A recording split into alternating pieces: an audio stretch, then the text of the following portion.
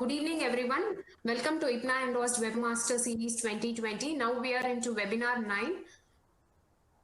Today we have three eminent speakers, Dr. Georgie Abraham, Dr. Nivedita, and Dr. Rajiva. We are going to have a discussion all about peritoneal dialysis. The first speaker is Dr. Rajiva. Dr. Rajiva Lochna is a consultant at Madras Medical Mission, Chennai. She has got a ERE and EDTA fellow from London. She has got a AST, accredited multi-organ transplant fellowships from Canada, and she has got more than 20 national and international publications. Her basic research interest is peritoneal dialysis, transplant immunology, glomerular disease, personalized genetics, and diabetic kidney disease. Over to Dr. Rajiva.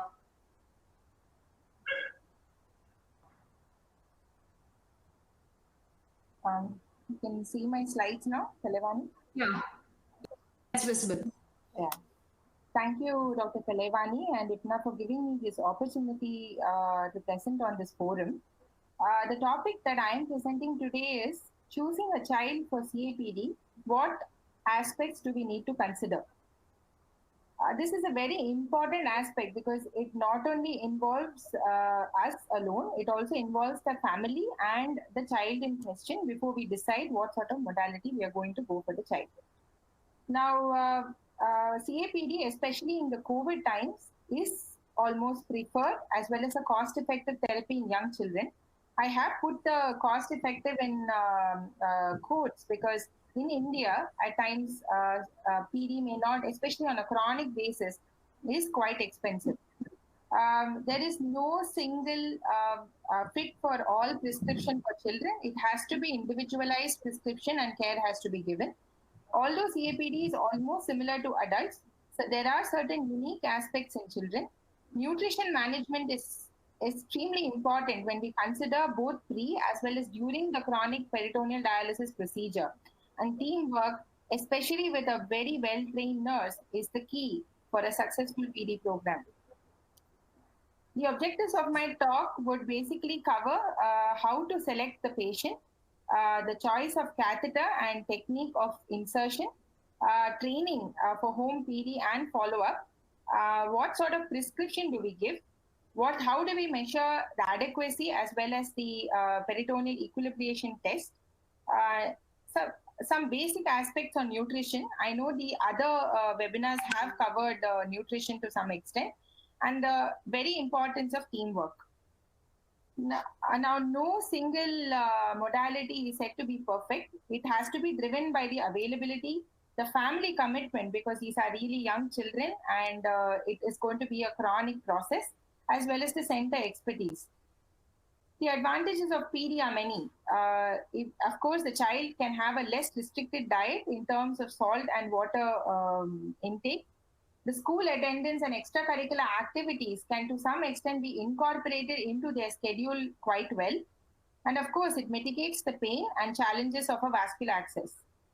There are some disadvantages. It can lead to caregiver burden and stress on a long run, non-adherence on a long run sometimes. So it is important for the team to continuously keep in touch with the parents as well as the child. And when there is caregiver fatigue and stress, there is a higher risk of infection. So keeping all this in mind, the utmost importance has to be given to the quality of life of the child as well as the parents when we choose CAPD as the modality. Of course, the modalities of renal replacement therapy are interchangeable, but it is preferred to try to counsel the patient for a CAPD first regimen if it is feasible and there are no contraindications. Now, coming to the very, very small thing about the physiology, the peritoneal membrane in children is quite dynamic, and 30 to 60% of the total surface area is in contact with the dialysate. There's a progressive increase in the recruitment when the fill volume is close to 1,400 ml per meter square, especially in children more than 2 years of age. The 3-pore model and principles of solute and fluid transport are pretty much applicable to children also. So there are three types of pores. Large pore, which basically transports large molecules like albumin. The smaller pores for urea transport, and the aquaporins or the ultrapores, which is basically used for the fluid transport. Now, what are the contraindications to chronic CAPD? Now, there are, though this I have put it as absolute, there are case reports where people have done CAPD even in these group of patients. For example, omphalocele, gastroschisis, bladder extrophy, diaphragmatic hernias. These are all considered to be, now I would say, almost relative contraindications to peritoneal dialysis. Obliterated peritoneal cavity and peritoneal membrane failure, of course, becomes an absolute contraindication. Relative contraindications include impending living donor transplant where the child is almost worked up, and the cost and time spent on training these children for PD may be not useful, and we can go for a transplant directly with a temporary hemodialysis catheter. Lack of an appropriate caregiver, especially the mother, for home therapy should be considered as a relative contraindication. Many a times we counsel them for CAPD, and if the mothers generally tend to give a very good care to the child, it's important to counsel them very well. Of course, the patient and caregiver choice has to be given in terms of both economic as well as social scenarios. Ventriculoperitoneal shunts previously were contraindicated, but now it is only a relative contraindication, and we just have to explain about the risk of peritonitis, and we can go ahead. Now, when we prescribe peritoneal dialysis, what all do we consider? One is the child's age. Why is this important? This is mainly because in children less than 2 years of age, sometimes it may be difficult to sustain PD, and it has been shown in some UK data as well as in some Indian data also that the rate of infections and the failure of PD is slightly more in children less than 2 years of age. The body size is again of importance because we have to kind of tailor our therapy according to the size as well as the body surface area.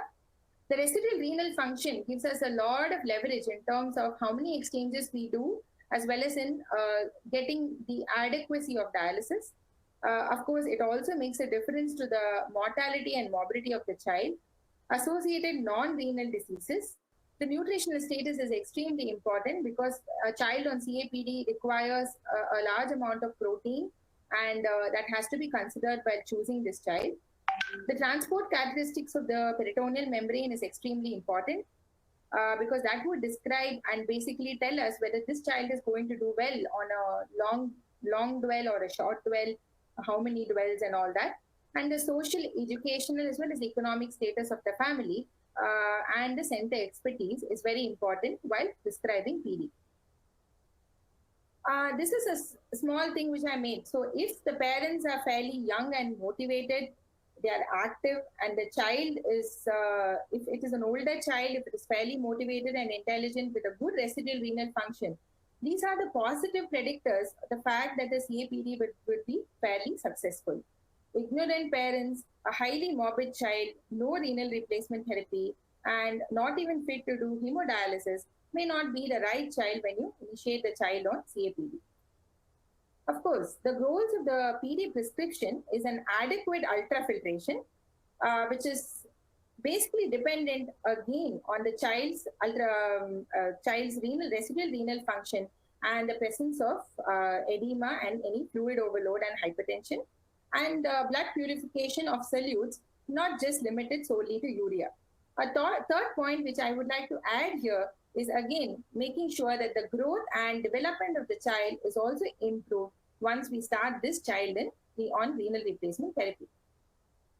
So I want to give an example of one of our patients which we initiated on CAPD. This was a 13-year-old male who had probable reflux nephropathy due to posterior urethral valves. He was on twice weekly hemodialysis for around 4 months prior to coming to us. He was using a right hemodialysis, IJV hemodialysis catheter. He had a left AV fistula, and that had undergone a primary failure. He had had multiple surgeries. It was a complicated patient. He had had fulguration of the posterior urethral valve. bilateral ureterostomy, a Mitrofanov's appendicovesicostomy, which was present on his abdomen, a left ureterostomy closure, which was done in 2011. And he also had bilateral inguinal hernia repair, which was done around 2 months before he presented to us. In our center, when we examined him, he was quite pale with a hemoglobin which was low. He had no signs of fluid overload, but he was hypertensive, and his height and weight had showed a stunted growth for age. He had a fairly good urine output of around 250 to 300 ml over 24 hours. His cardiovascular and respiratory systems were unremarkable, and he had no abdominal tenderness. The appendicovesicostomy on the right flank of the abdomen was clear and clean and was also examined by a urologist. A bedside ultrasound did not show anything unremarkable except for small kidneys. He was anemic with a hemoglobin of 8.3 and a slightly higher potassium of 5.3. So how did we plan a dialysis catheter insertion for this child? So it's extremely important to do a pre-operative mapping of the PD catheter insertion site. So as you can see, we had drawn a picture of his various ostomies. So this was his umbilicus. He had old scars and scars from the bilateral inguinal hernia repair. And also he had a appendicovesicostomy which was present on the right side. So we decided to go in for an entry side supraumbilical on the left side, and the exit was placed right opposite to the ostomy which was present. This is the actual patient where you can see the PD catheter entry site here and the exit which was coming out to this. This is pretty much a downward facing exit, and if you can see, this is a very clean, this is how an exit site should look. It's free of any redness, it's free of any sort of a tissue sitting there, and it is a clean exit site. This particular patient would have been the ideal patient for us to do a laparoscopic insertion because he had had multiple surgeries. But because of financial constraints, we went ahead with an open surgical insertion by the surgeon. So how do we choose a catheter in these patients? So now there is no particular recommendation to say, okay, this catheter is superior to the other. But straight catheters have almost gone out of vogue when compared to the coiled Tenkov catheter because of the lesser infusion pain as well as the lesser risk of migration. Straight catheters tend to have a memory, and once it has migrated, it is difficult to reposition these catheters. Sometimes we can also use a single cuff because external cuff extrusion is possible in these children. Pre-sternal catheters, especially in selected children, where when they have too small an abdomen or in infants, is still possible. But we have to keep in mind the growth of this child in the future and leave some amount of extra tunnel in these children. It surgically placed generally in a paramedian or lateral abdominal location. The deep cuff is placed at or below the rectus muscle, and it should be properly sutured into the rectus muscle. And the superficial cuff is located approximately 2 centimeters below the skin surface. Now, this is not a one-off rule. We need to consider what sort of a child we are dealing with. For example, in infants, the place should be above the diaper for a downward facing exit side may not be available at times. So at this point of time, it can be upward facing, but you should be careful. But also we should remember that this child will grow a little bit and this will become downward facing over time. The catheters placed in the right lower quadrant in patients with gastrostomy tubes or vesicostomies, as I have already demonstrated, and pre-sternal placement among infants with diapers, ostomies, and abdominal wall weakness. Partial omentectomy or omental tacking may be required to the epigastrium or the lateral abdominal wall, which will be quite beneficial. So in this, what happens is, especially when we are doing a laparoscopic insertion of these catheters, it's very easy to visualize the inguinal orifices. It is easy to do a partial omentectomy, and we can actually secure the omentum to the epigastrium or the lateral abdominal wall quite easily. The other methods of catheter placement include a mini laparotomy technique, which we used in this child, where we did make a small incision using our excellent surgeon who does our PD catheters whenever we need them. and a partial omentectomy can be done in the same sitting. The third, which can be done bedside by nephrologists, is a percutaneous technique. It basically depends upon the center expertise too. Now, this is some catheters. This is the coil 10 cuff double cuff catheter. This is the transfer set, which is present here. So in slightly older children, this is how it should be. The child should be able to look down and should be able to see its exit site. So when you're examining the child, it is important that you actually make the child stand and mark the place where you want to put in the catheter. Now, which fluid do we choose? So as much as possible, as we already know, a high lactate and high glucose content in the fluid can be detrimental to the membrane on a long run. So biocompatibility is important, as contact between the fluid and the membrane is repeated multiple times, especially in CAPD. And factors which basically are deleterious to the membrane include GDPs, a dialysate pH which is low, the buffer type which is lactate, and the osmolality. So high osmolar fluids are more deleterious to the membrane. So there is no single peritoneal dialysis fluid which can achieve all the optimal goals. So there are multiple solutions which are currently available, which is kind of demonstrated in this slide. Dianyl is the most commonly used. We have a 2.5% and a 1.5% and a 4.25% solutions. Generally in children who have a very good urine output and are not fluid overloaded, we can actually start with a 1.5% solution, and that actually lowers the glucose exposure to the child. A Physionyl 40 and 35 are also available. 35 is slightly better because the pH is almost favorable to the peritoneal membrane. Extranyl is again icodextrin, which is again available. Now, when considering the type of dialysis fluid, especially in a developing country like ours, I think one of the two things we have to consider is try to lessen the glucose load on the membrane and also the availability of the solution. And thirdly, what we have to consider is the cost of the solution. Extranyl can be expensive for many patients. Therefore, dianyl is something which is universally used, especially in the developing countries. Nutrinyl, which contains amino acids, may be good for especially in children with severe malnutrition. Again, Nutrinyl is not easily available and it can be quite expensive. So the other things that we face is the size of the bags or the size of the fluid that comes for us. Generally, adult PD bags are more easily available than 1 liter bags. So we do tend to waste a lot of peritoneal dialysis fluid when we are doing CAPD. Now, what is the exchange volume that we use?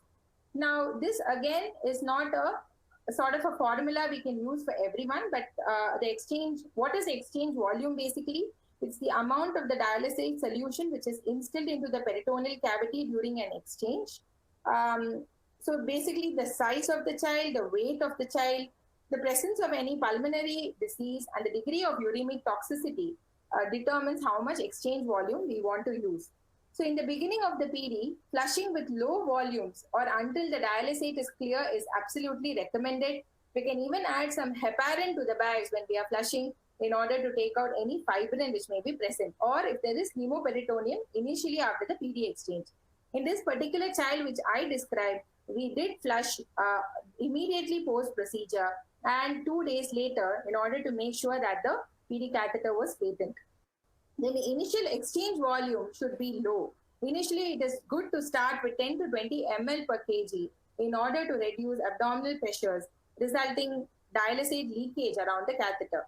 Many of these children, especially ones with very poor abdominal wall musculatures, you have to be very careful because leakage at times can lead to early peritonitis, which will lead to PD failure. The volume can be slowly increased to a maximum of 35 to 40 ml per kg. So as I already said, children tolerate different amounts of fluid. So in a CAPD regimen, at least 4 exchanges per day can be performed. Actually, more than this is generally not recommended in CAPD because it can actually be quite deleterious to the child's normal activities and can put quite a bit of burden on the parents. So a fill volume of around 900 to 1100 ml per meter square body surface area, which is approximately around 30 to 40 ml per kg of around 1.5% or a 2.5% dianyl solution can be used. Now, this all also depends on the amount of ultrafiltration we do require and on the blood pressure of the child.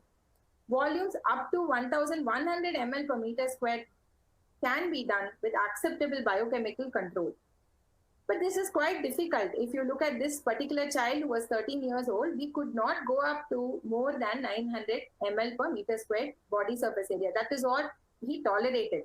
The minute we went up a little more, he was going into respiratory distress. He did not have a hydrothorax, but he was going into respiratory distress and he was not able to eat. So early satiety generally happens when we try to put in more and more fluid in children.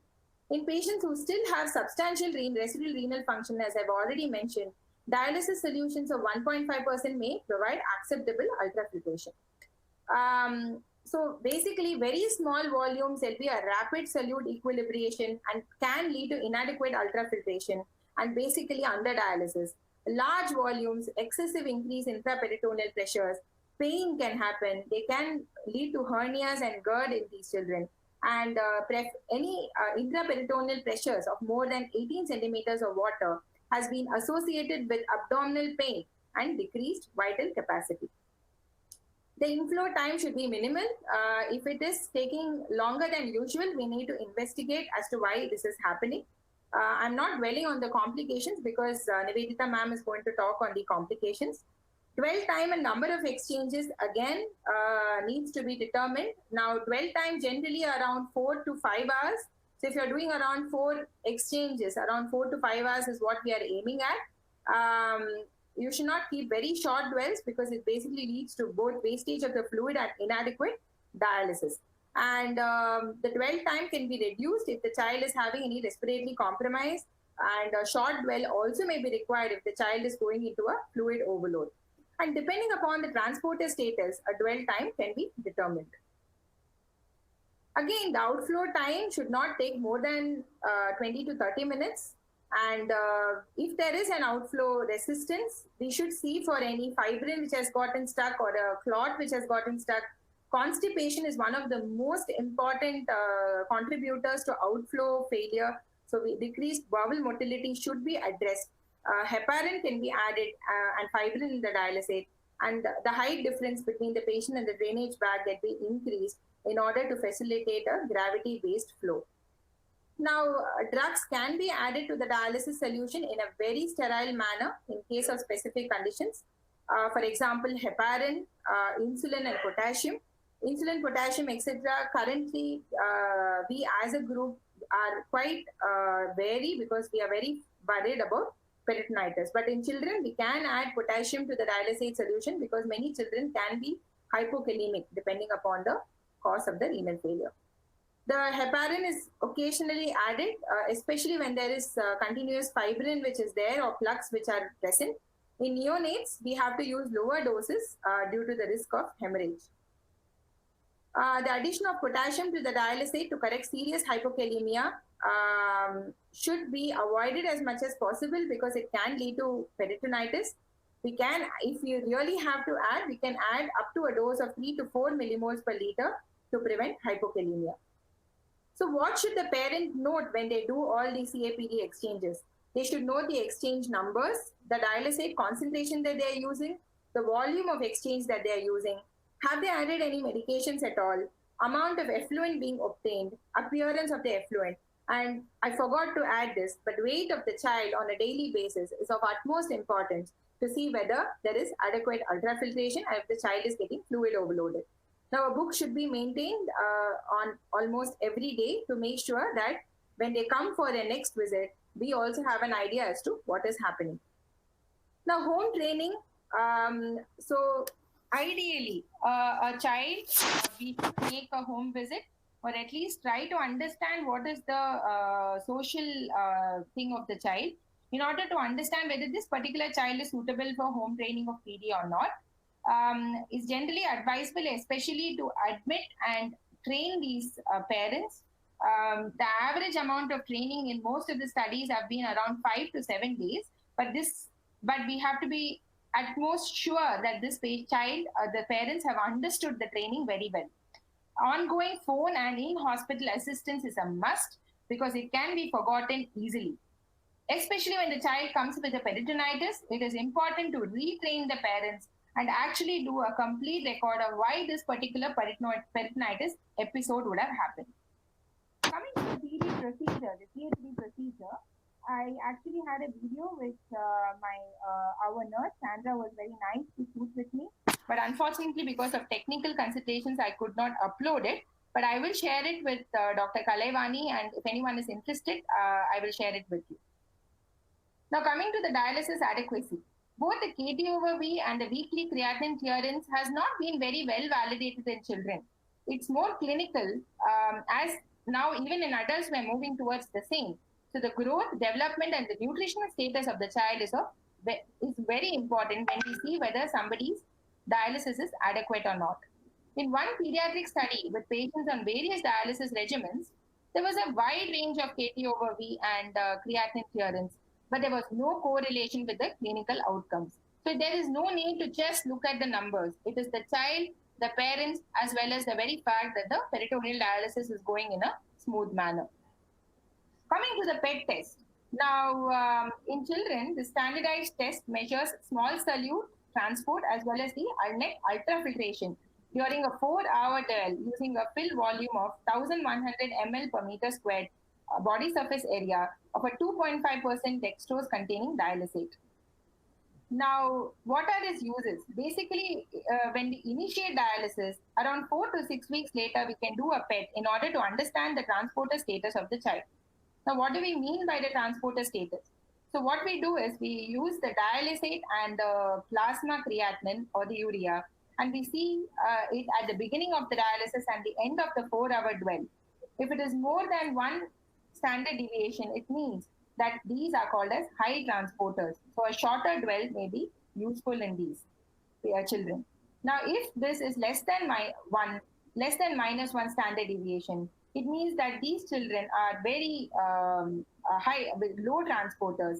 Generally, children tend to be high transporters. So when they are low transporters, we need to, CAPD may be a good idea in these children with longer dwell times. A small and last thing about nutrition, dietitian support at the beginning and on the phone basis and at every visit is mandatory in a CAPD program, especially in children. Serial measurements of dry weight, which is the non-edematous empty of dialysate, length and height of the child, and head circumference, especially in younger children, should be plotted on reference growth charts at every visit. A pediatric DCM can be performed, but it is not available easily. And flexible dietary prescriptions according to the nutritional preferences of the parents and the child should be given. So age and height-based energy requirements, high caloric formulas can be used. Glucose from the fluid itself will provide around 7 to 9 kilocalories per kg per day. And of course, we should remember that with continuous use of glucose-based solutions, childhood obesity is a huge issue. Protein, there are more losses in children. 60 to 75% of the protein should be of high biological value, and amino acid dialyses like Nutrinil can be added when the child is severely malnourished. So again, the salt intake should be according to the child. So in children who have salt wasting nephropathies, you may have actually require higher salt supplementation, whereas in some children who retain salt and need a restricted salt diet, 1 to 3 milliequivalents per sodium per kg per day would be enough. This is similar with potassium. The dietary potassium intake should be adjusted to provide 1 to 3 millimoles per kg per day in hyperkalemic children. Infants and toddlers have more incidence of hyperkalemia. Calcium and phosphorus within the prescribed range and according to the growth should be prescribed. Especially when we are giving formula feeds, it's important to see whether it has high phosphorus contents. Water-soluble vitamin deficiency is a common problem in CAPD in children, and that should be supplemented. To conclude, it is very important for an appropriate patient selection, an individualized prescription, early management of complications, intensive education, and teamwork. I acknowledge Georgie sir for being my mentor in every aspect of PD, Sandra and the entire PD team in our institution for just being awesome. and Ipna and Dr. Kalevani and the organizing team for giving me this opportunity to present here. Thank you. Thank you so much, Rajiva. It was an excellent and extensive talk. Thank you so much. And the next speaker for the day is Dr. Georgie Abraham. He is going to deliver a talk on PD in India, the past, present, and future.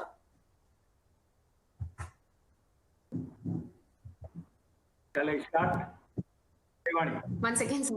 Dr. Georgie Abraham, he does not require any introduction, but I take the pleasure in introducing him. He is a professor at Pondicherry Institute of Medical Sciences and IIT Madras.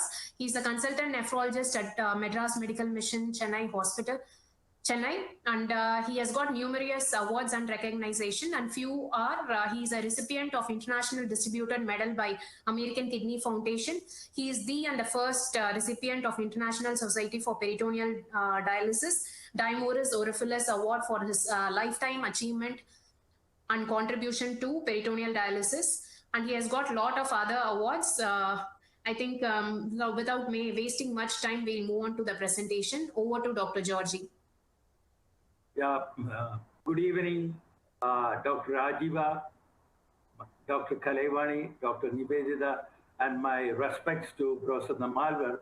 And I congratulate Kalevani for arranging this IPNA meeting. Very informative. Rajiva has done a lot of the things which I wanted to speak. So I don't think that I need to dwell upon that. What I am going to dwell upon is my journey starting from Toronto in 1986. And this is a journey of excitement, challenges, roadblocks, but never buckled on my knees. And so the most important part of it is that the peritoneal dialysis is an effective treatment.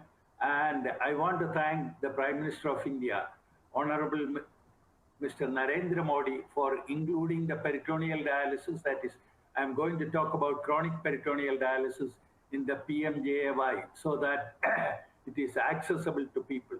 Any treatment, the three important aspects is cost, accessibility, and quality. So we need to give all three in equal percentage to provide the life-saving treatment for any patient. So in the case of peritoneal dialysis, there are three important requirements. They are a healthy peritoneum, and it should not have been encroached upon previously. Even if it is encroached upon previously, it should still be healthy. Number two is an access to the peritoneal cavity, which is a permanent peritoneal dialysis catheter, which Dr. Rajiva has already alluded to. And the third important component is dialysis fluid, which is provided in safely packed bags in different concentration and quantity, predominantly glucose. It should be biocompatible, and it can also be amino acid solution and icodextrin. Now, let me, destiny designing. Life drills you through the schools of experience to evolve you. Life, the teacher, comes disguised as experiences.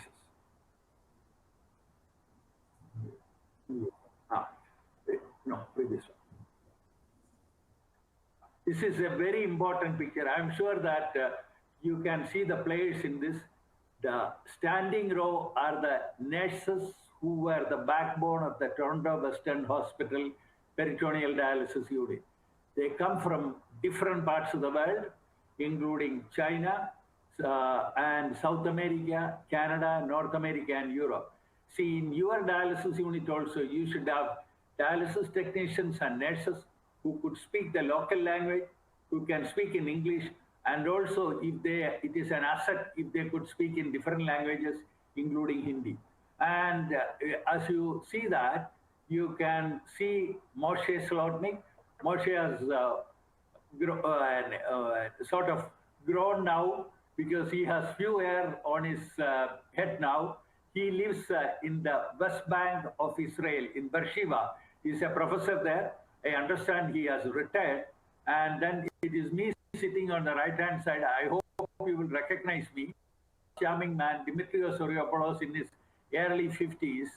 And this is Sharon Issad. Sharon served the Toronto Western Hospital for 42 years as a dialysis nurse and as a teacher, bringing in so many accolades to the hospital. And this is none other than Dr. Joanne Bergman, a pioneer in PD. And also, these two were the presidents of the International Society for Peritoneal Dialysis. So this lady reminds me of so many things. I learned many things from her. Humility, care, how to care for a patient, how to learn science. Her bone is full of aluminum. I'm not sure whether any of you will have an opportunity or any of you have seen this. She had a condition called aluminum bone disease.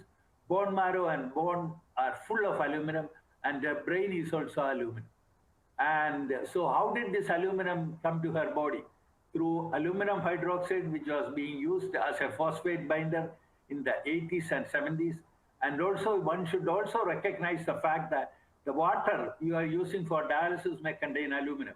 Even albumin contains some aluminum. Usually you don't absorb these, but then in some patients in the small intestine, the aluminum is absorbed. And I had the rare privilege of doing bone marrow biopsies on her, at least 3 in 3 years, and we could never get rid of aluminum from her body.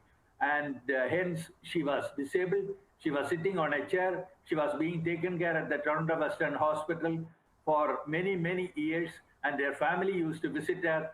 And we also used desferoxamine intraperitoneally for the first time to see that whether this could be removed. And every time we attempt to remove the aluminum, it was not a defeat for aluminum, it was a defeat for us. So I just want to show this lady, Audrey Hansen, who lived there for many years at the Toronto Western Hospital because of aluminum bone disease. So then I returned to India in 1990, and the challenges and challenges and challenges. So the aim of chronic peritoneal dialysis treatment is general aims as to reduce the morbidity and improve survival, improve quality of life compatible with reasonable lifestyle. The specific aims are prevention of economic hardships of individuals and communities, adequate socioeconomic support, adequate removal of uremic toxins, thereby prevention of uremia, control of extracellular fluid accumulation, prevention, management of anemia, calcium phosphorescence, chronic inflammation, prevention of residual renal function deterioration, prevention of deterioration of peritoneal membrane structure and function, prevention of mechanical and metabolic adverse long-term effects. So this is a very important card for me.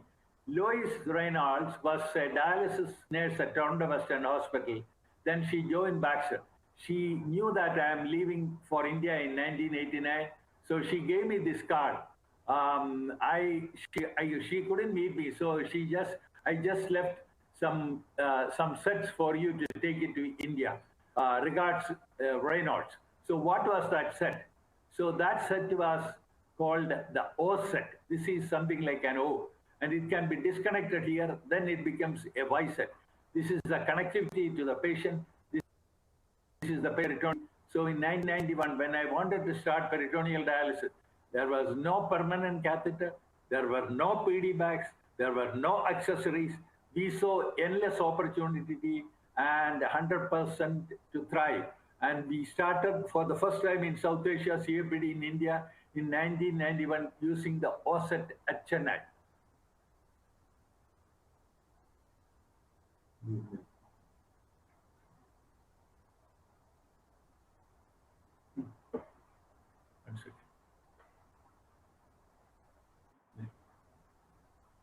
Yeah, I want to show you, this is a historical importance. This is the first abstract on chronic peritoneal dialysis about nearly 28 years ago. So we had only few patients at that time, 5 males and 1 female. They were type 2 diabetes mellitus patients with peripheral neuropathy and cardiovascular disease. So this is the first abstract and in about what we did and what were outcome. And this is the first anniversary celebration of CAPD in India in 1992 at Tamil. This, you may know that, you know Aravind Swamy, who was a famous actor. This is his father and this is his mother. And they are no more alive.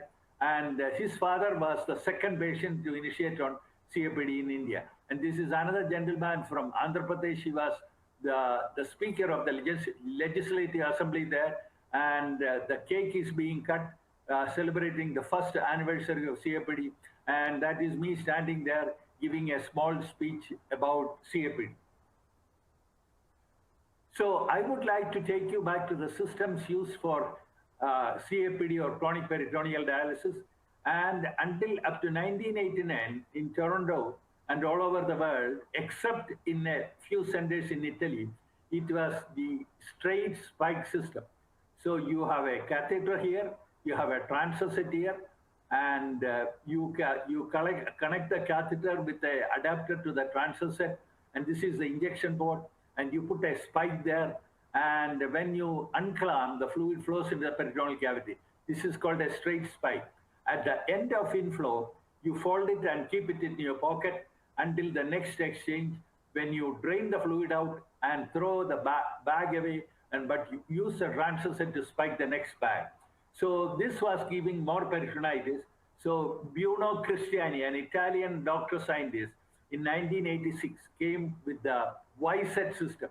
So initially the Y-set is called an O-set. This is the one which we started using in India. And this is non-disposable. And after use, the O-set is filled with sodium hypochlorite, which is called amukin. And there were a number of patients who accidentally infused it into the peritoneal cavity, not knowing that there is amukin in that. So this is the Y-set, the primitive Y-set, which is also called an O-set. And then it came the double bag disconnect system, which is being used from 1996. So here you can see it is a Y-set here again, and it is disconnected here and thrown away. Fluid goes in, fluid drain out, and you disconnect it. And so by doing this thing, that is flush before fill system, it is called a flush before fill.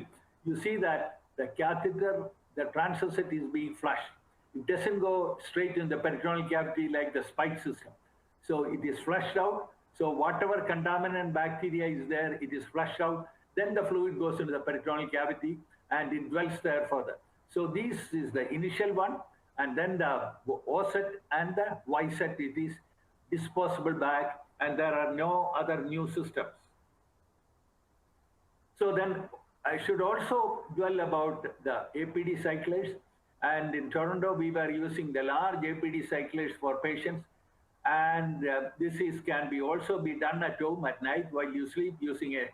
And primary method is called the continuous cyclic peritoneal dialysis, and can go about with the daily activities, because either you leave fluid in the peritoneal cavity during the daytime or it is kept dry. So then came the small one, and then came the home choice, which was introduced by us when I was in Ramachandra Medical College. I don't know whether Kalaivani would remember that. It was in 1997 we started the first patient on automated peritoneal dialysis using the cycler. So this cartoon shows what is CAPD. So here it is. This is CAPD. You have 3 exchanges during the day, and you have a long exchange during the night. And CCPD is you have the 1, 2, 3, 4 exchanges, and there is one long dwell during the day. And the other one is cycler, is you have 3, 4 or 5 dwells during the night, and daytime it is dry. So you can adopt any of these, but I would, in my experience, I would say that the best treatment is a CAPD, which gives you better middle molecule removal and better uremic control compared to these two. So factors determining loss of residual renal function are now large body mass index, diabetes, congestive heart failure, use of diuretics, excessive use of diuretics, hypotensive episodes, episodes of peritonitis, inflammation, peritoneal fast transporter status. Rajiva has already dwelled about that. It is the high transportase, that is D by P is more than 0.8, and use of APD. So here you have a graph which shows diabetic and non-diabetic. So diabetics lose residual renal function faster compared to non-diabetic. So this is the first child. We have the child's name is Kirti. Got a lot of publicity, and the PTA also reported that. And I am holding the child, and this is in 1993. This child came from Bangalore. So very important. Very few of you know Swami Vishnu Devananda. Yeah, there is a Shivananda Yoga Center 96 kilometers north of Montreal city called Valmarin. It looks like a Munnar. And this Swamiji, who is from India, he originally is from Palghat, Kerala. He was a yoga master, and he became devastated with diabetic complications such as stroke, congestive cardiac failure, renal failure, peripheral neuropathy at a very young age of 55. And this is what yoga is, not a theory, but a practical way of life. Put yoga into practice and you will see the benefit yourself. However, yoga practice cannot prevent complications of diabetes such as ESKD. A truly human being who showed the world the benefits of CAPD can break any boundaries of the world. Patient shared by Professor Sarah Pritchard, who is a professor at the McGill University in Montreal, and who was a past president of the ISPD, and me. And so this gentleman gave me the courage to start patients on PD. They could travel all over the world. One day he is in Chennai, next day he is in Europe, third day he is in Caribbean, where he travels in a wheelchair accompanied by his disciples and doing peritoneal dialysis until he passed away. So the first patient, HIV positive patient, Padma, and we started in 1994. We learned a lot. We had 3 publications on that, 2 international and 1 national publication on how we started the patient with HIV on peritoneal. So this is the first international speaker addressing Indian Society of Nephrology, Dr. Sarah Pritchard. This is Sarah Pritchard. She came to talk about CAPD at the Calicut ISN meeting. The people here are, this is Rini, my wife, my daughter Nitya. She was just 6 years at that time in front of my house. And these were the Baxter people. And this is Vivekananda Cha. He came to learn peritoneal dialysis with me at that time. He spent a week with me, and then he went back. So the young Vivek is seen there in front of my house. So we thought that for the progress of peritoneal dialysis, we should form the Peritoneal Dialysis Society of India, and we all took the initiative, and this was sponsored by Dr. Sundar from Manipal Hospital, and we have lost some people from this. Dr. Stephen was the father of peritonitis, Mrs. was, and number of people in this we lost, and we formed the society, and from that time onwards, we never looked back. So how to set up a peritoneal dialysis program, it was in 1998 in Seoul, Korea. I made this presentation and how we did that in India. So when you start PD, the PD starts in 6 steps. So you have a new PD patients, identify new patients, assess for PD eligibility, eligible for PD, patient chooses PD, PD catheter implantation, and PD start. The PD is started and time on PD. And then you lose the patients from PD.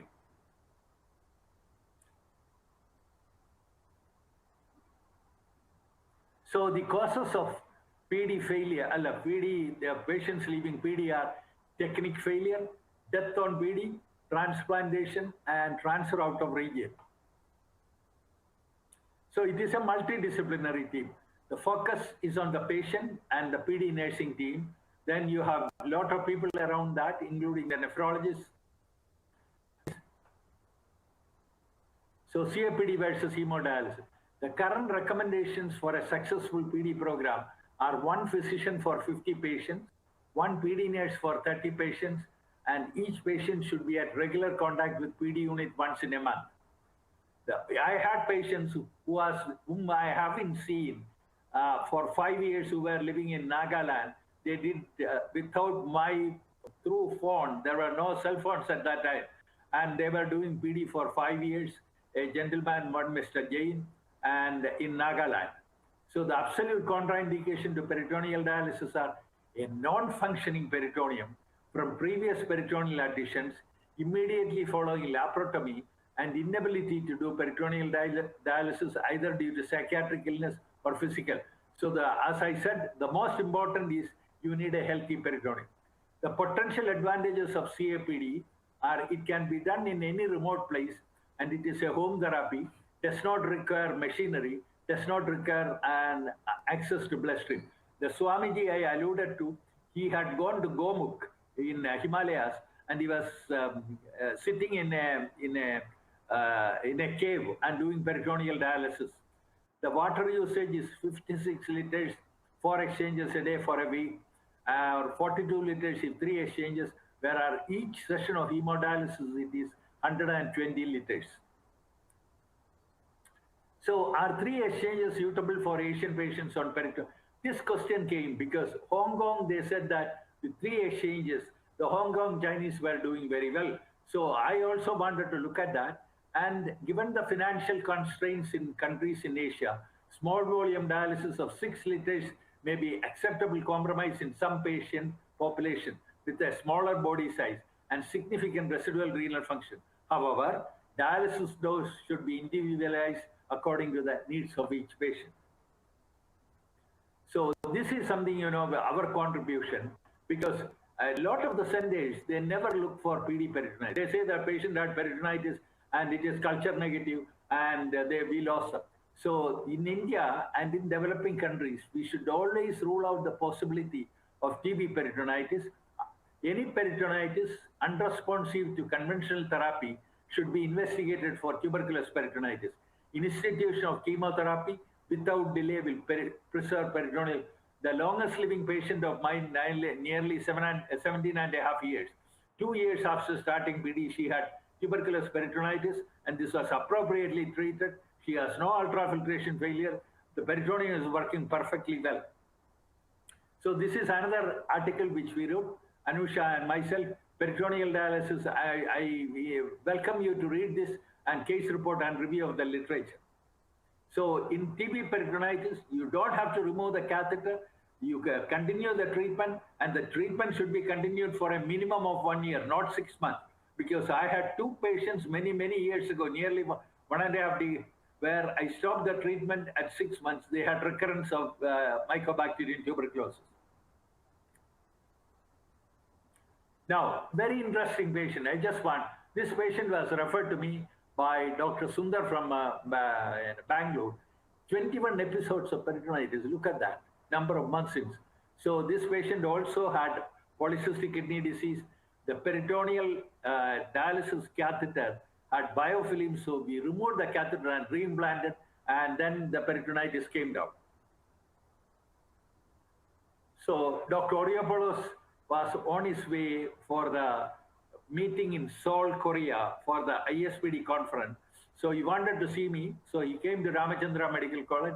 You can see Professor Soundarajan sitting there, myself and Padma, who trained all of them, and my PGs. Some of them are abroad and some of them are here. And this is Honorable Governor Dr. Tamil Ishai, who was also a staff at that time, and Dr. Soundarajan's missus. So this is one of the contributions we made. Predictors of long-term survival on peritoneal dialysis in South India. So we were looking at 2 types of patients, diabetics, non-diabetics, and those who had peritonitis, those who had 1 episode every 75 patients a month, compared to those who had 1 episode every 30 patient months. Though survival curve of patients, majority were once a lifetime payment. I will come to that, 46%, and reimbursement in 21%. So at the end of 3 years, we had nearly 76%. This is a multi-center study involving Chennai and Dr. Naik and others. So this shows that patients can live long on peritoneal dialysis. So this shows the various parameters of that study, and including hemoglobin, ultrafiltration, PETs, the systolic BP, diastolic BP, EPO use, EPO frequency, body mass index, serum albumin level, calcium, phosphorus, blood urea, creatinine, and these are the statistically significant things at 0 time and after three months. P-value is shown there. So there is always a concept abroad that peritoneal dialysis patients are more acidotic compared to hemodialysis patients. So we did a study in our patients, both CAPD, and we found that the bicarbonate levels were higher, much higher, statistically significant in peritoneal dialysis patients compared to hemodialysis patients. So this is a very important thing. We published that a comparative study using body composition monitoring and nutrition indices in Indian patients on hemodialysis and peritoneal dialysis. It was a longitudinal study, and there was an increase in the body fat. You can read it, it is in renal failure. So I will not go into detail of this. And so this is the longitudinal study which we did over a period of 2 years. So this is another one. Yogesh Reddy is one of the rock stars in Mayo Clinic. He left nephrology and he became a cardiologist. I think that, if I had been with him all the time, he would have become a nephrologist. Anyhow, his brother, the other Reddy, is a nephrologist and doing his fellowship at Brigham and Women's, an Indian model for cost-effective CAPD with minimal manpower and economic risk. So these were the topics which we discussed, and also the cost, and this was highlighted in NDT in 2011. Now, we wanted to celebrate 20 years of PD in India, and I had the privilege to do that at the Madras Medical Mission Hospital in May. Our Her Excellency, the President of India, also sent us a letter of congratulations for that. And I was given the Professor Dimitrios Oriopoulos Lifetime Achievement Award for Peritoneal Dialysis. A lot of the credit goes to these two individuals, Dr. Vidya Acharya in India and Johan Markman in Canada.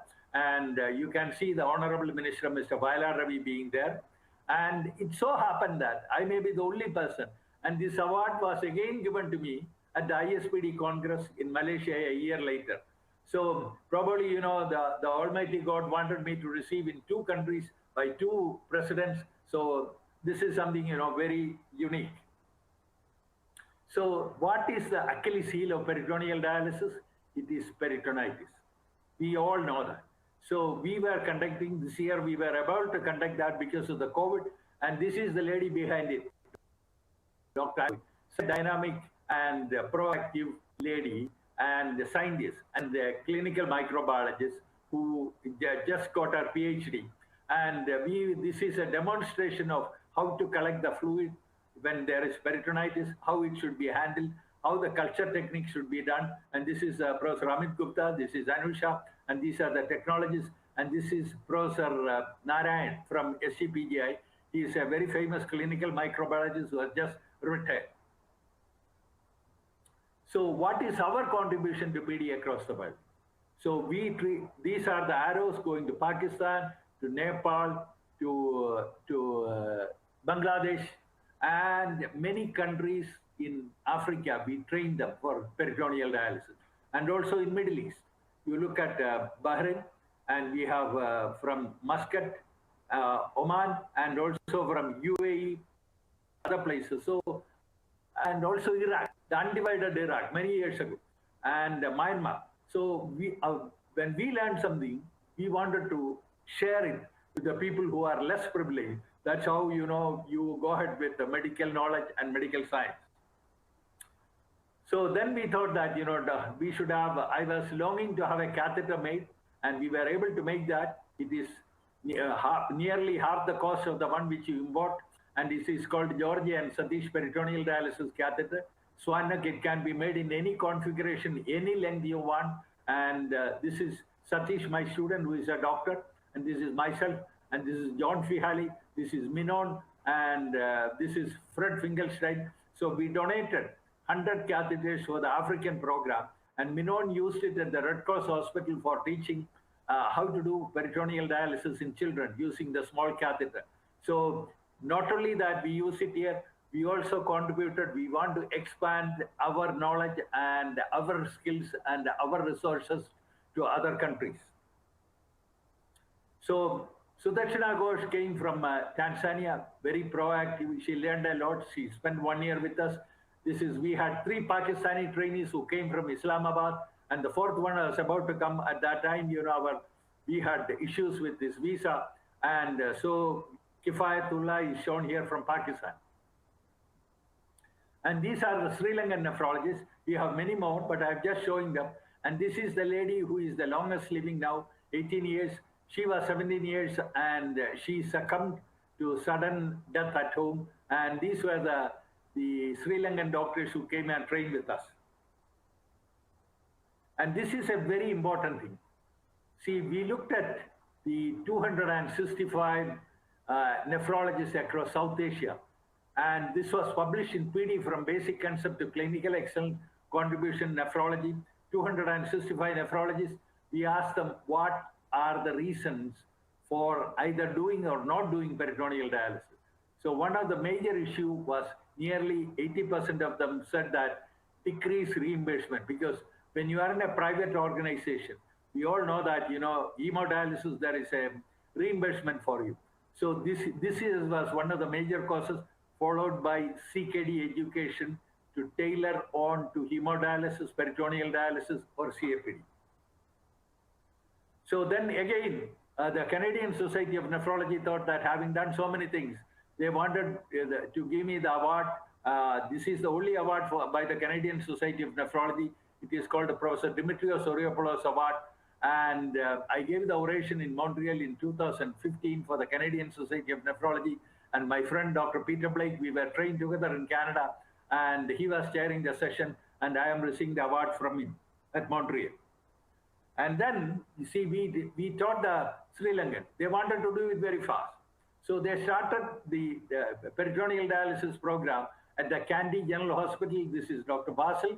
They invited me to inaugurate that. And this is the inaugural function of the chronic peritoneal dialysis program in Kandy for the first time in Sri Lanka.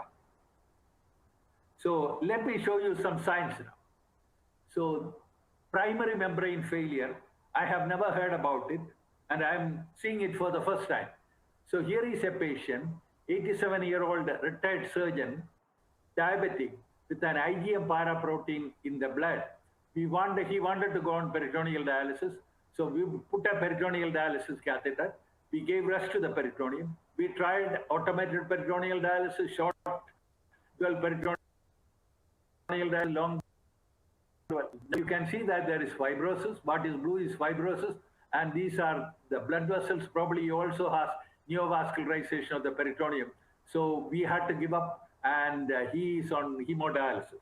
So first time seeing primary peritoneal membrane failure. When the fluid is not draining out, suppose you put in 2 liters of fluid, and if the flow is slow and in the inflow is very fast, if the flow is slow, you think of 2 things. One is a leak, either pleuroperitoneal leak, genital leak, subcutaneous leak, or retroperitoneal leak. The other one is membrane failure. So this is another one, the father of a nephrologist who was a diabetic. Same thing happened with him, diabetic kidney disease, and he also had, I did a biopsy, IgA nephropathy, same thing. Hematoxylin and eosin staining of the peritoneal cavity demonstrating fibrosis, black arrow, and foreign body granuloma. Now this is very interesting.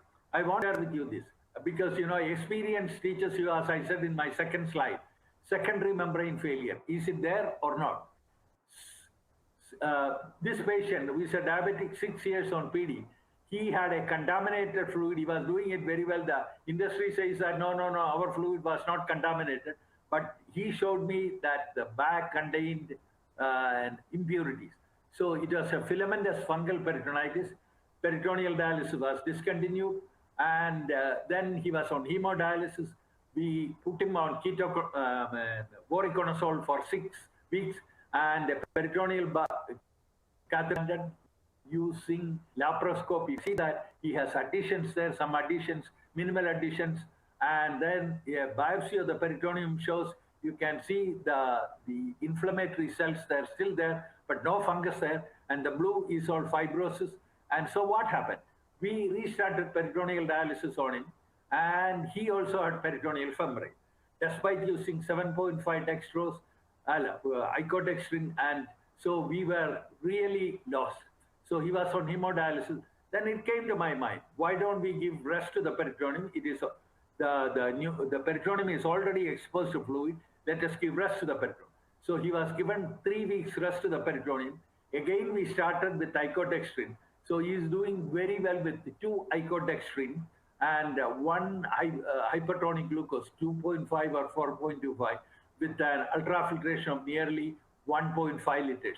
So this tells you that, the peritoneum is a living membrane. You cannot make predictions in a few patients. So this is for the first time I am seeing a delayed function of a peritoneum. Initially we tried, and then he had failure and delayed function of the peritoneum. So it so happened that he comes back with COVID, the same patient. And so this is his lung. You can see the lung with COVID. And he was given the antiviral drug and also steroids. He is discharged, he has gone back home, he continues on peritoneal dialysis. Now this is another very interesting patient. He is a 63-year-old male, diabetic kidney disease, neurogenic bladder. He intermittent catheterization three times a day. His ejection fraction was 63. Previously it was 42. Nearly 10 months on PD, his ejection fraction improved. CAPD since 1 year. Swanak, Georgia and Satish, double cuff catheter. Late onset tunnel infection and exit site infection. The exit site infection can occur anytime, but this is late onset. This is recent. And then you can see that this is how it started. This is the skin exit site. There is some proud flush there. And then it was excised. This is the excised one. Then he had infection there, Pseudomonas aeruginosa infection, and it tracked all the way into the scar, the previous scar of entry to the peritoneal cavity. We produced a sinus there, and this is the catheter, date is shown here. These are the ultrasound findings of the tunnel. This is on 15/9, 22/9, and this is on 5/10. I saw him even today. So Pseudomonas aeruginosa, exit site infection, tunnel infection, and there is a sinus there. It is very difficult to treat. Anytime this can dissect down into the peritoneal cavity and produce a peritonitis. So what we're looking for is treat the inflammation. He is on intravenous amikacin. It is coming down. So the plan is, once the inflammation has almost completely gone, remove the catheter and replace it through another site, which is far away from the current site. This is left-hand side. We'll go through the right-hand side probably sometime next week. Now, I was given to run the Indian Journal of Peritoneal Dialysis for 15 years. I did it with the support of all my colleagues, including Rajiva and Nivedita, and you name it, everybody. And these are the issues which I produced over a period of 15 years. Now I have handed over the responsibility to Dr. Santosh Varis. So I just want to conclude by saying that when you start something, first they ignore you, then they laugh at you, then they fight you, then you win. A small body of determined spirits fired by an unquenchable faith in their mission can alter the course of history, as said by Mahatma Gandhi. Thank you for giving me this wonderful opportunity, Kalaivani, and once again. Thank you so much, sir. It gives an amazing feel to hear about peritoneal dialysis from the godfather of PD. And if it had been really a practical CME, we would have given a standing ovation. Thank you so much, sir. It's really proud to be your student. Thank and you. The next talk is on.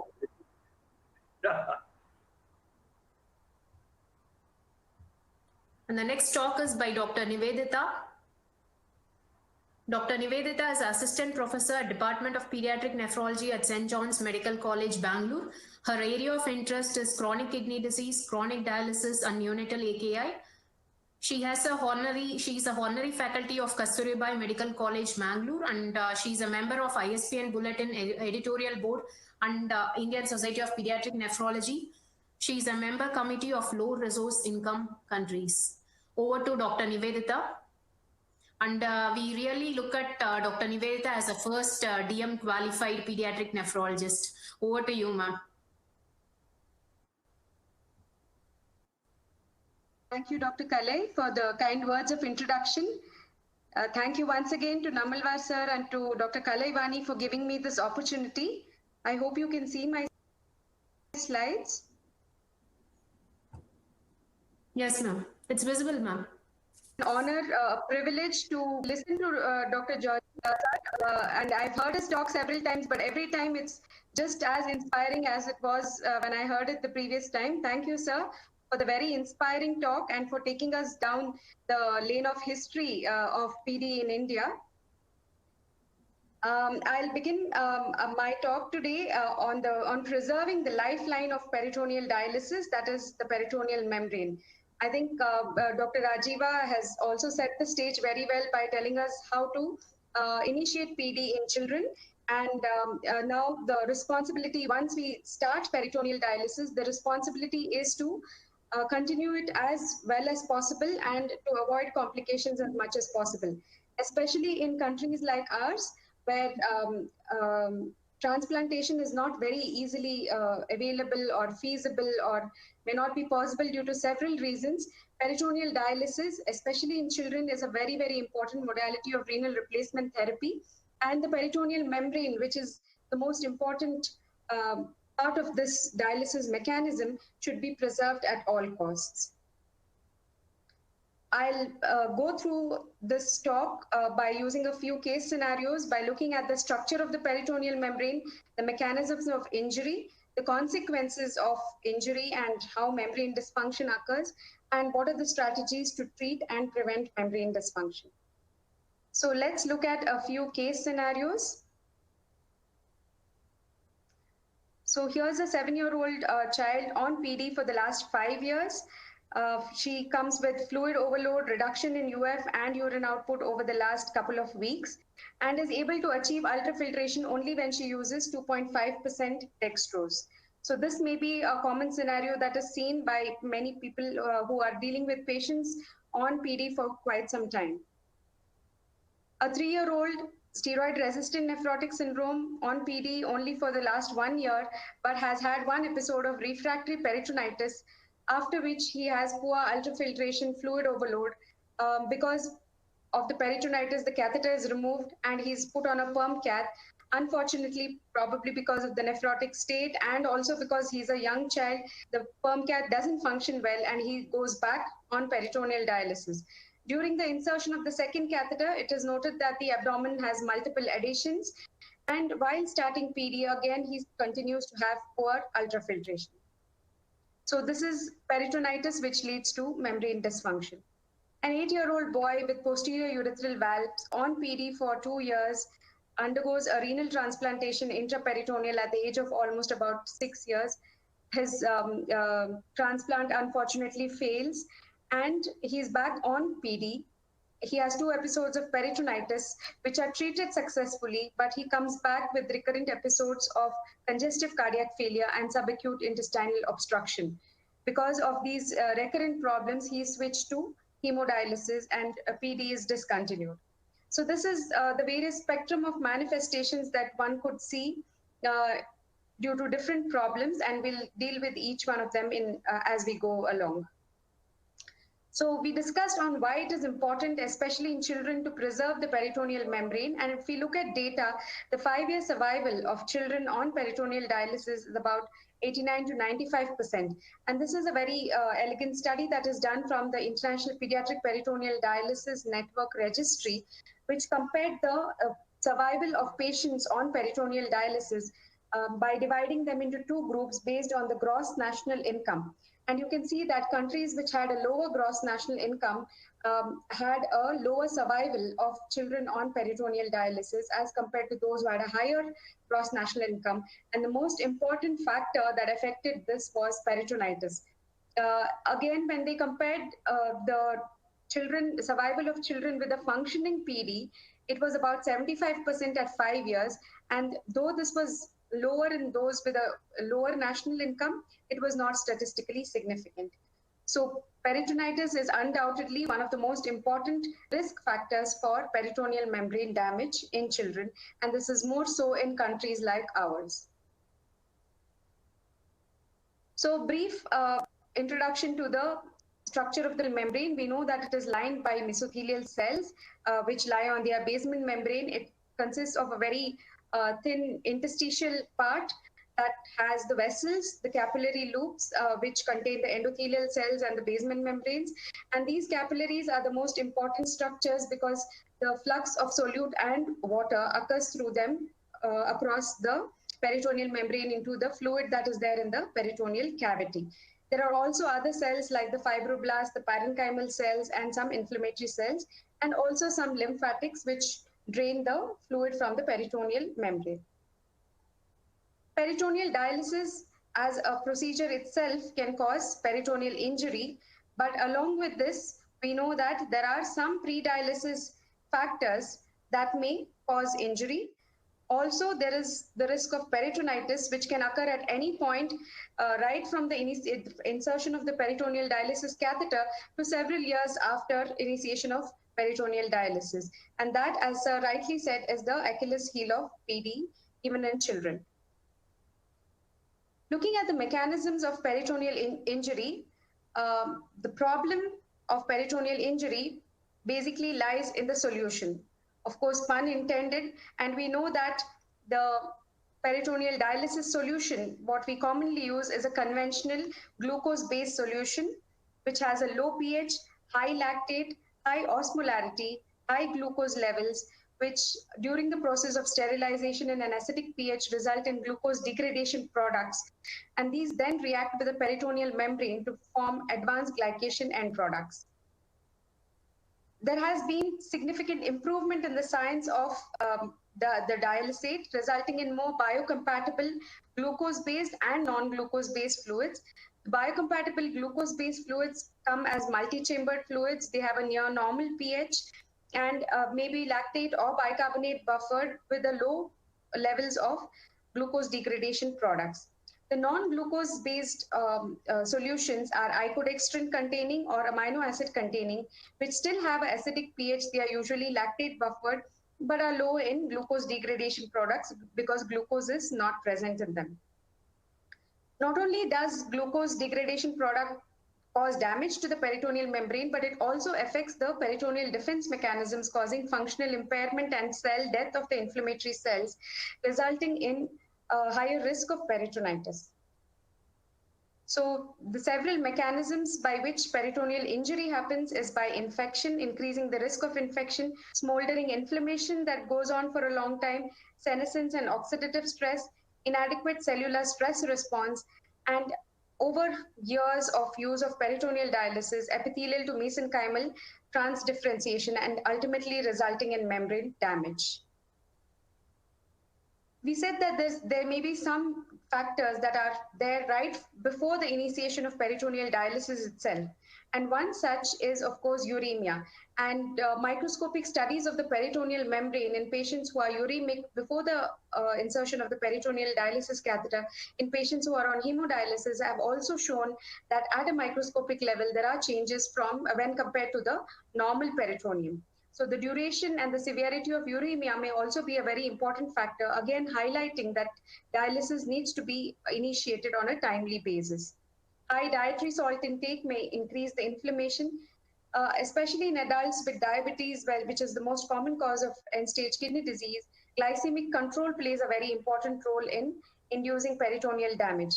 The peritoneal dialysis catheter itself can cause constant irritation of the mesothelial cells, resulting in inflammation and fibrosis. So the most important molecular substances in this scenario are TGF-beta, which is the precursor of fibrosis, and VEGF, which results in neoangiogenesis. So fibrosis and neoangiogenesis are the two pathophysiological mechanisms by which peritoneal injury occurs. This is a very interesting study which looked at the spectrum of manifestations that occur over years of peritoneal dialysis. And you can see that there is a increase in the blood vessel density, vasculopathy that increases after about 2 to 4 years, increase in submesothelial thickness, inflammatory cells. There is an epithelial to mesenchymal transition which occurs after 4 years. And initially, there is an increase in VEGF and neoangiogenesis, which slowly starts declining over the years on peritoneal dialysis. And this is the micro structure of the peritoneal membrane. You can see is the healthy membrane at the beginning of therapy. And after about 5 years of therapy, there is increase in the submesothelial compact zone. There's increased fibrosis. There is vasculopathy and abnormal capillaries with subendothelial hyalinosis. So the different things that we saw are loss of the mesothelium, reduplication of the membrane, thickening of the submesothelial compact zone, epithelial mesenchymal transition, and fibrosis.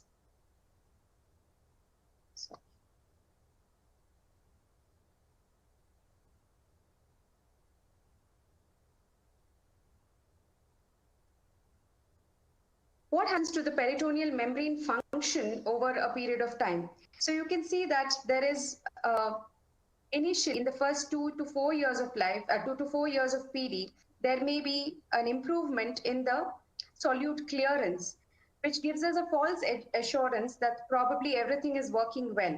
But this is actually because of increase in neoangiogenesis and increase in the number of capillaries, which make it appear like a high transporter and improves the solute clearance. Slowly over years, one would see that the ultrafiltration reduces over months to years, finally resulting in ultrafiltration failure.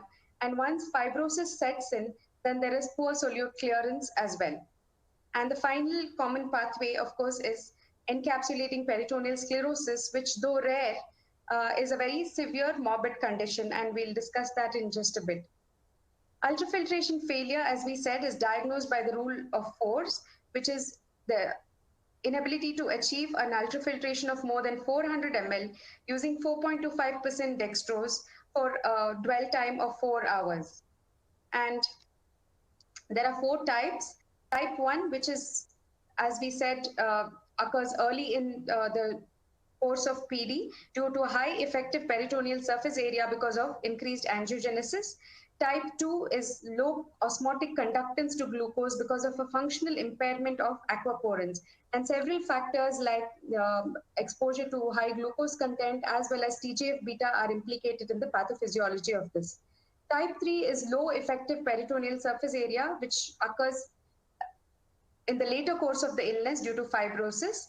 And type 4 is a rare etiology of high peritoneal fluid loss rate due to increase in the lymphatic transport. Early ultrafiltration failure usually occurs in the first 2 years and is usually of type 1. Late ultrafiltration occurs after 2 years on PD and is usually type 3.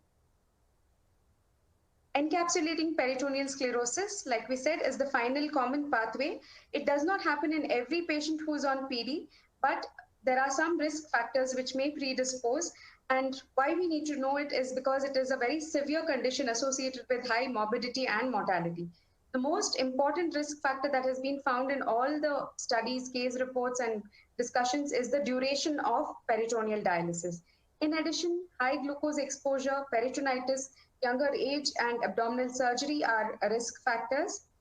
So we know that the prolonged exposure to PD solution itself causes a mesothelial dysfunction along with pre-dialysis factors, resulting in peritoneal damage.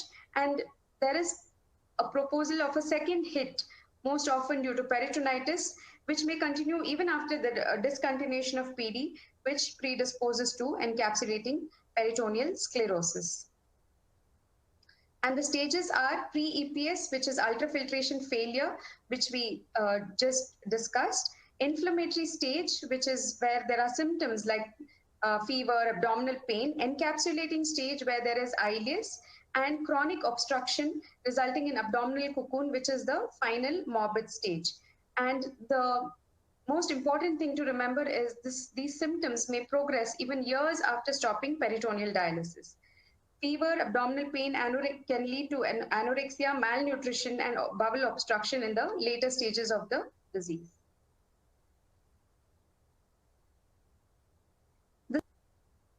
This is a picture that shows the healthy peritoneum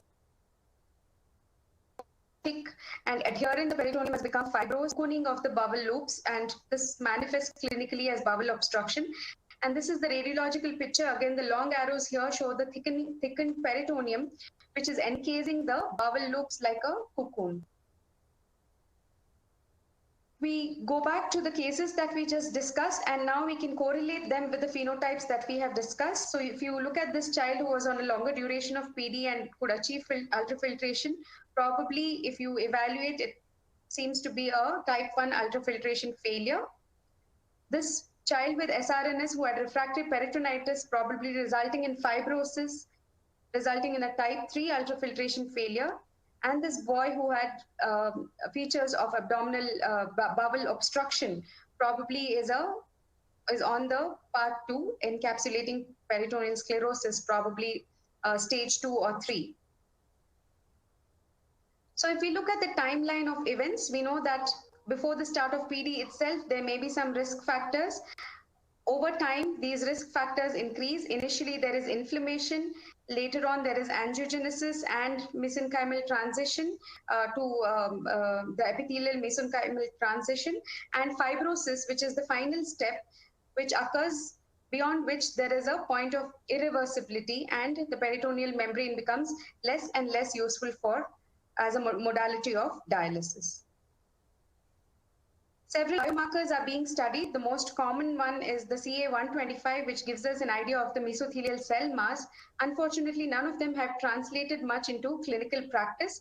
The others are markers of angiogenesis like VEGF, TGF, and MMP2, which are markers of fibrosis, and several others.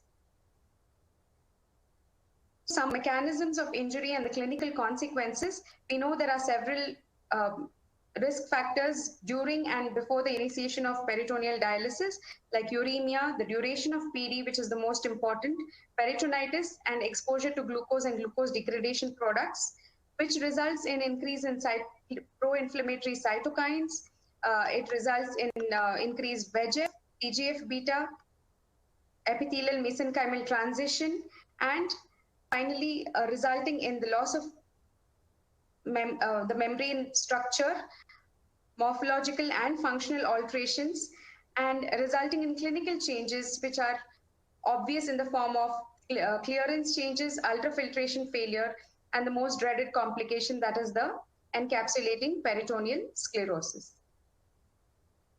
So how do we deal with such situations when we encounter them in clinical practice?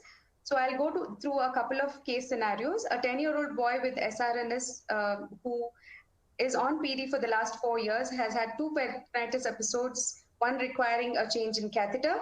He presents with a short history of weight gain of 2 kgs over the last 1 week. His ultrafiltration and urine output have reduced gradually over the last few weeks, and he has hypertension. When we ask him the history and when we go through his records, he's been compliant with therapy. So how do we manage this boy with fluid overload, and what can we do to prevent such episodes in future? Of course, the most important thing in the clinical scenario in this situation would be to check compliance with not only the peritoneal dialysis prescription, but also with the salt and water intake and intake of antihypertensive medications. Also to look at cardiac function. But assuming that all these things are taken care of, the next important thing that we need to look at is whether he's going into ultrafiltration failure or whether he's developing he's going into a high transporter-like status resulting in ultrafiltration failure. We deal with this situation in the short term using high dextrose containing fluids for a short duration till we can reduce his weight to the expected weight, control his blood pressure, advise and reinforce salt and fluid restriction, assess his cardiac function. Probably once he is stabilized, reassess his transporter status. But how do we prevent this on a long-term basis, or can we do anything to treat him on a long-term basis? There are several options available, but no guidelines to tell us which is the best. The most logical or important ones seem the use of biocompatible fluids and amino acid based fluids which have low GDP levels and can prevent further damage to the peritoneum. However, unfortunately, these fluids are not available in India, and so they are not accessible to our patients. Icodextrin can be used as one long dwell because it reduces glucose exposure and achieves good ultrafiltration. Again, the important barrier in our situation would be the high cost of icodextrin as compared to glucose-containing fluids. Automated peritoneal dialysis makes it easy to increase the number of cycles and administer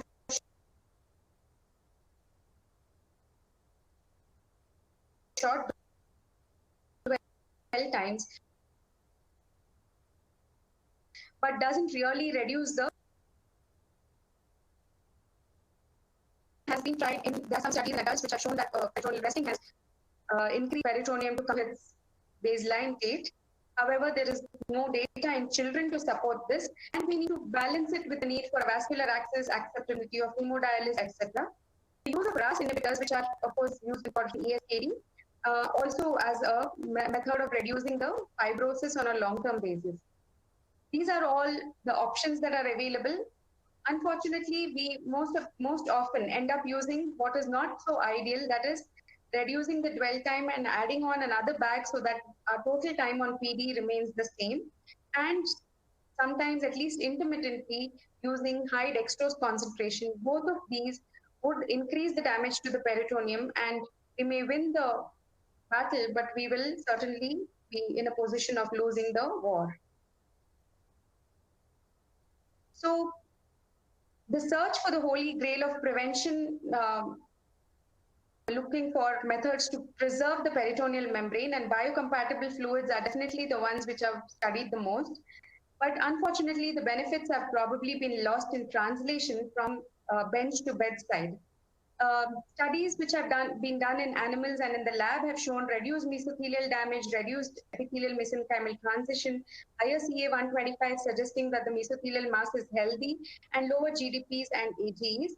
But unfortunately, none of the clinical trials have advantage. The Eurobalance trial, which is in Europe, as well as Balance, which is a more recent study, have not significant improvement in preserving the peritoneal membrane. It has shown improvement in residual renal function, but not really in the longevity of the peritoneal membrane. In children, there is no data to show any difference in the ultrafiltration or solute clearance with the use of biocompatible fluids. The recent Cochrane review said that neutral pH, low GDP solution improves residual renal function and urine volume preservation. Icodextrin increases the ultrafiltration and reduces fluid overload, and there's moderate evidence to support this. The effects of either on peritonitis, technique survival, and patient survival are uncertain. However, despite the lack of evidence, the European Pediatric Dialysis Working Group recommends, wherever available, the use of low GDP solutions in children, because we are looking at preserving this peritoneal membrane for many, many more years than in an adult. We discussed a little bit about peritoneal membrane resting. Resting the peritoneal membrane for a period of about 4 weeks has shown to improve the ultrafiltration capacity and allow continuation of PD for another couple of years without complications. However, there's a small window period, the ideal period where this should be applied, where functional changes are present, but structural changes have not yet occurred. And the consequences and the acceptability of putting a vascular access for hemodialysis and the risk of catheter-related infections, etc., also need to be kept in mind while applying this principle in children. Coming to another very common case scenario that we see, that of peritonitis. 4-year-old boy with caput on PD for 8 months, no peritonitis so far, but comes with turbid effluent for the last 2 days. The picture is typical of peritonitis. We know that the short-term management is by the standard guidelines, intraperitoneal antibiotics, use of fungal prophylaxis, and adding heparin to the PD fluid to prevent obstruction or mechanical problems. Use of short dwells may require higher dextrose concentration to achieve good ultrafiltration. Automated peritoneal dialysis may help, especially when we need to use frequent cycles with smaller dwell volumes because of the peritonitis. But as has been emphasized by both speakers who gave talks today, the root cause analysis for the peritonitis is the most important thing, important step in preventing. and to look at nasal swabs, also to look at retraining. And we usually look at the techniques of these patients very carefully when they get admitted to the hospital with peritonitis, and invariably there is some step that is missed, some touch contamination or some important step that they are missing, which needs to be picked up and they need to be trained accordingly. So we also had opportunity to do a study on using a structured peritoneal dialysis training program, and I'll come to that in just a bit. The ISPD guidelines recommend the use of these following guidelines for prevention of peritonitis.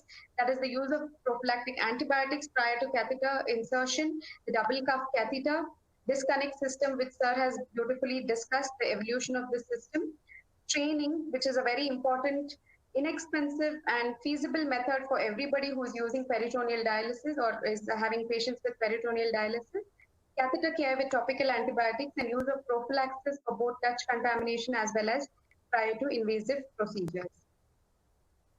This is the study that we did in our center, where we used a structured training program to train patients and then compared the rates of peritonitis after we instituted this training program to what our center's baseline rate was. And we found that in the structured trained group, there was a significant reduction in the rate of peritonitis, and also the time to peritonitis was much longer than in the control group, which is basically patients from our own center prior to the initiation of this program. So it is a very feasible and easily doable program in all centers that have patients on peritoneal dialysis. Briefly about the newer agents, we have already spoken about biocompatible fluids and RAS inhibitors and others, but there are also immunomodulators like tamoxifen, fibrosis inhibitors like TGF-1 blockers, DMP, and other substances like COX-2 inhibitors. Agents like spironolactone have been tried in a couple of studies. Use of novel osmotic agents other than glucose like L-carnitine and taurine are picking up, and use of, again, immunomodulators like glutamine, which are added to the PD fluid. So to summarize, the major risk factors for peritoneal membrane damage in any child who is on peritoneal dialysis is most importantly the duration of PD. So if we can get these children to go on to a transplantation program and get transplanted, that would be the best modality of renal replacement for them. But in the absence of that, the next most important factor that we need to focus on is the dialysate glucose, especially using fluids must be avoided at all costs. And of course, methods, simple, feasible methods like training to prevent peritonitis. Ultrafiltration failure, we've seen type 1 and type 3 are the most common things. Encapsulating peritoneal sclerosis, though rare, is associated with severe morbidity and also mortality. Prevention of peritonitis and use of biocompatible fluids as much as possible should be the goal of any clinician who is looking after patients on long-term peritoneal dialysis. Thank you for your patient hearing. And thank you, Dr. Kalaivani, once again for giving me this opportunity. Thank you, Dr. Nivedita. Thank you for the excellent talk and helping us to know about the management of troubleshoots. Thank you so much, ma'am. Can we take up the questions now? Yeah, sure.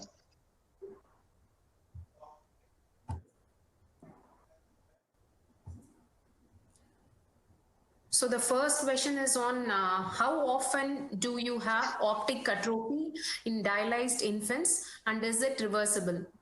I think anyone can take up the question.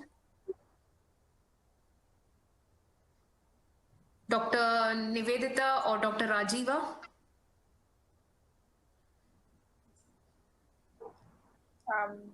Sorry, I can take this question. So I'm not very clear as to what is the etiology for optic atrophy, because they have asked specifically in a dialyzed infant. Yeah. So any idea? In a dialyzed anything given? I think they have just asked optic atrophy in a dialyzed infant. whether it is reversible or not? Generally, optic atrophy due to any cause is not reversible, but I don't know why this question has been specifically asked about dialyzed infant. The other common scenario we would see it is in a child with juvenile nephronophthisis, with the senior Loken syndrome or any other syndrome like this. And generally, optic atrophy that is there due to this would not be reversible. But I'm not sure if there is any real association with dialysis, especially peritoneal dialysis, for which reason the question has been asked. Dr. Rajiva, if you have any.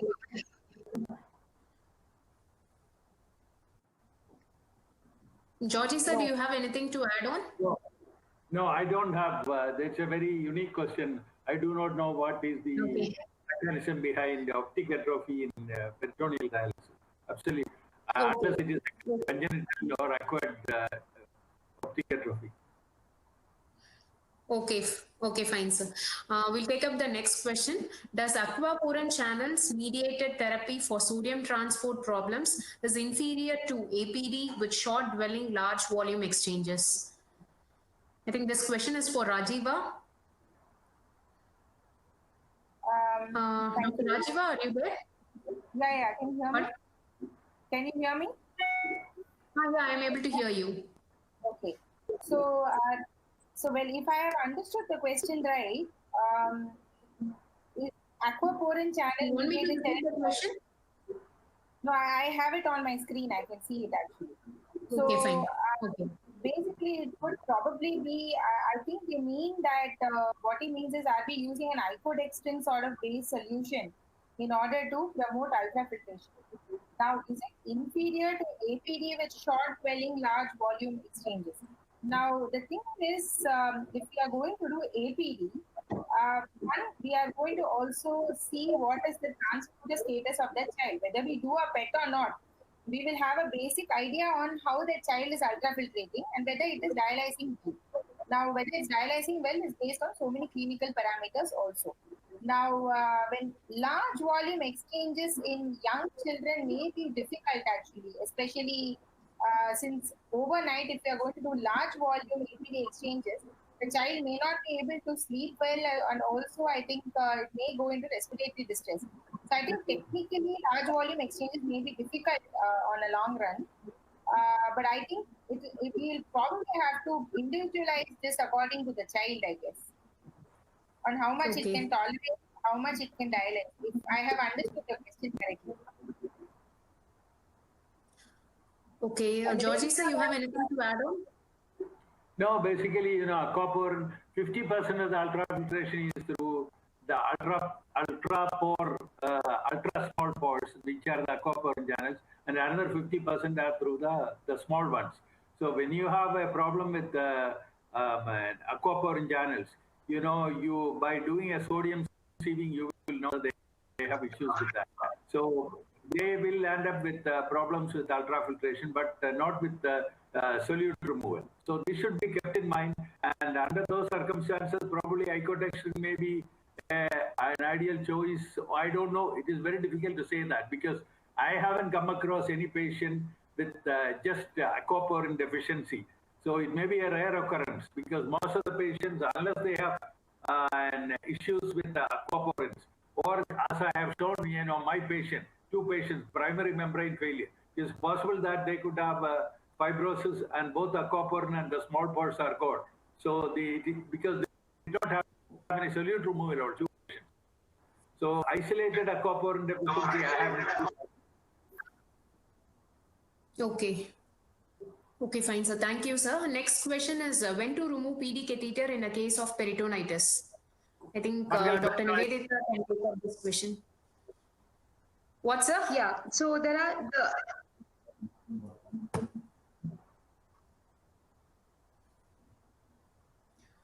Dr. Nivedita, you're available? Yes. So the standard indications for removal of a PD catheter are, as mentioned by the ISPD guidelines, would be in any case of refractory peritonitis that is associated with an existent exit site or tunnel, especially a tunnel infection, and if there is like a fungal peritonitis that is there. These are the standard indications. Even a Pseudomonas peritonitis is considered to be a indication for all of the PD catheter. So these are the standard in which the PD catheter would be removed. And sometimes we have had to remove catheters because they are completely obstructed and do not, there is a mechanical obstruction or a mechanical, sometimes the momentum is just wrapping around if the omentectomy has not been done, or sometimes it is mechanically obstructed by a thick clot of pus or of sometimes even blood clot. So in those situations also we have had to remove a PD catheter. Okay. Thank you, ma'am. For the first question, how often do you have optic atrophy in dialyzed infants and is it reversible? I think one of the Dr. Rajiv Sinha has answered to the question. He has put as optic atrophy has been reported in infants on peritoneal dialysis, which is basically secondary to the hypotension. There are various case reports, it seems. Thank you for highlighting, Thank sir. you, Dr. Rajiv. Yes. Thank you, Dr. Rajiv, for telling us this. I was not aware of this. I know that in hemodialysis, it's possible.